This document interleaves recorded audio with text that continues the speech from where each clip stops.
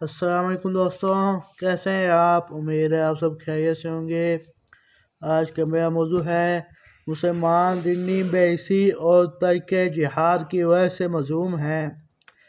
कुरान में लानत ऐसी है कि इसमें ज़मीर बदल जाता है, गैरत मारी जाती है, खुदी और वक़ार ख़त्म हो जाता है।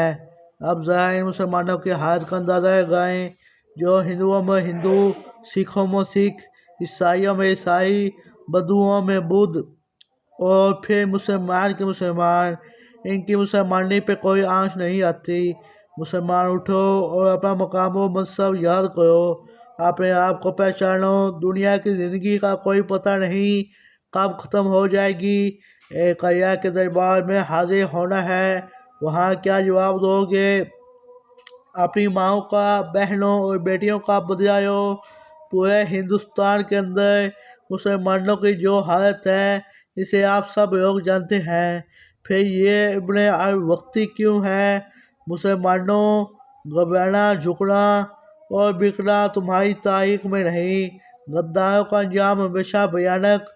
तुम्हें तुम्हारे हकूक उस वक्त तक नहीं मिल सकते जब तक तुम सही मायनों में मुस्लिम नहीं बन जाते।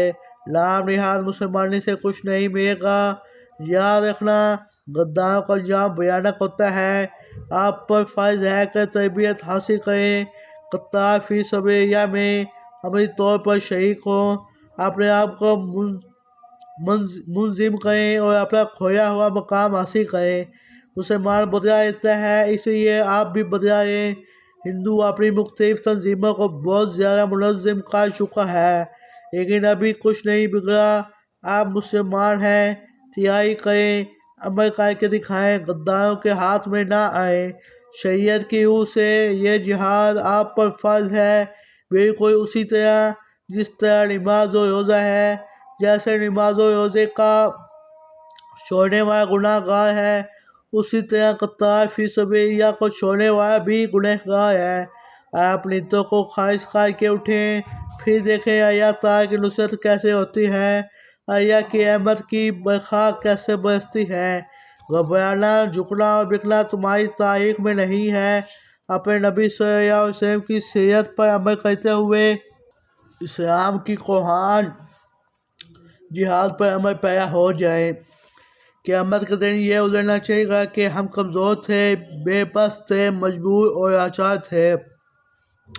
कुरान का हुक्म पायो, निकलो, हल्के हो या बोझे, जिहाद करो। अल्लाह के राह में अपने मायों और जानों को साथ, ये तुम्हारे लिए बेहतर है अगर तुम जानो।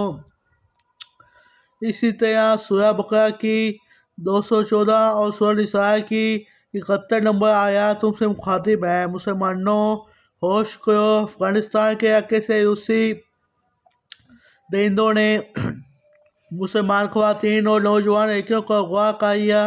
जब हेलीकॉप्टरों में इनको ले जाते थे, जिस इलाके की औरतें होती थीं, उस इलाके में इनके कपड़े उतार कर फेंक देते थे।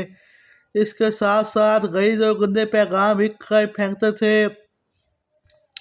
कायनात ने देखा कि अल्लाह ताला ने मुखलिस और मुत्तकी लोगों की वजह से रूस को सबसे पहले ज़लील करके भगा दिया। मेरी वो माएँ, बहनें और बेटियाँ जो जम्मू के कैंपों में थीं, जो हिंदुओं, सिखों और डोगरों के घरों में डाली गईं और जो अपनी आफतें और असमतें बचाते हुए हिंदू मुजाहिम के दौरान शहीद हो गई, क्या उनकी आहें, आंसू और खून आएगा जाएगा। अल्लाह की कसम, वो ऐसे नकूश छोड़ गई हैं जो उम्मत मुस्लिमा कभी नहीं भुला सकेगी। दुनिया की बड़ी से बड़ी ताकत इन नकूश को आने वाली नस्लों के जहनों से मिटा ना सकेगी, बल्कि ये नासूर बनकर उम्मत मुस्लिमा को तड़पाते हैं कि कौन गैरतमंद है जो पंजाब में अपनी माँ और बहनों को भूल जाए, जो दरियाओं, कुओं और नहरों में शहंगे लगाकर इस खौफ से कि दुश्मन के हाथ ना आ जाए अपनी जिंदगियों के चिराग गुल कर गई। कितने मासूम बच्चे थे जिन्हें नेज़ों और कृपानों पे उछाया गया, कितनों को माओ के पेटों से निकाल कर काटा गया। कितने भाइयों, बापों और शोहरों ने अपनी बहनों, बेटियों और बीवियों को खुद ख़त्म कर दिया, इस डर से कि कहीं दुश्मन के हाथ ना लग जाए। یہ قتل و غارت کس نے کی تھی؟ ان میں اکثریت وہ تھی جو مسلمانوں کے گھروں میں پیدا ہوئے تھے۔